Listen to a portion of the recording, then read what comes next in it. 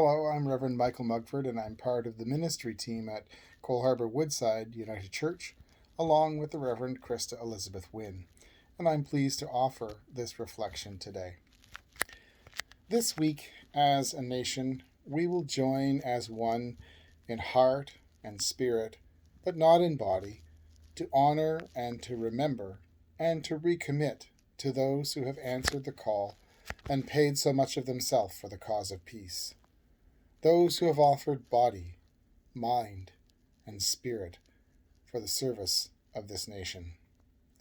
Today I offer this reflection to honor and remember those who have served this country and the world by being a part of the effort to stand against the imperial powers of the First War, fascist dictatorships of the Second.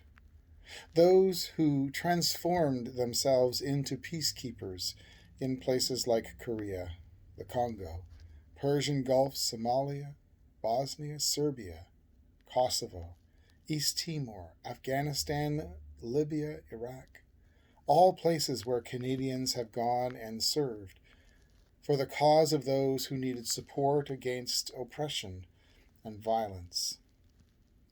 I can imagine for the men and women of faith of the last century struggling with the idea of war as a means to preserve peace and to protect against the violence that oppressors would visit upon the innocent and those who need protection from injustice. I can imagine they struggled with how does one claim to be a follower of the Prince of Peace and yet go to war? How does one hear the voice of Jesus telling Peter to put his sword away as he seeks to protect Jesus in the garden because of those who have come to take him and arrest him?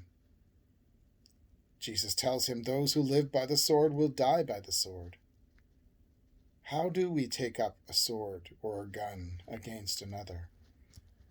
I can only imagine how any of us might fare if forced to consider what it means to us as a person of faith to have to choose. There would be those who would find support from family and community for either decision, those who would go to war, and those who could not and stay as conscientious objectors. Either side would find it incredibly hard. And so we remember those who have chosen to answer the call and those who have stood for peace. Those people who have been people of faith, who have been left behind to support, care, and pray. We remember our place at the holy table to which we have been all invited, regardless of the conflict created by humans. Too often, I think we regard those who are on the other side of a conflict with us as the adversary or the enemy or the other, as not being as important. We as people of faith are meant to be fed at the table as we gather, but we're also meant to be challenged by it as well. That is sometimes something we forget. At the table that night when Jesus was betrayed, he ate with followers who were faithful, followers who were doubtful, followers who were fearful, followers who would betray and deny.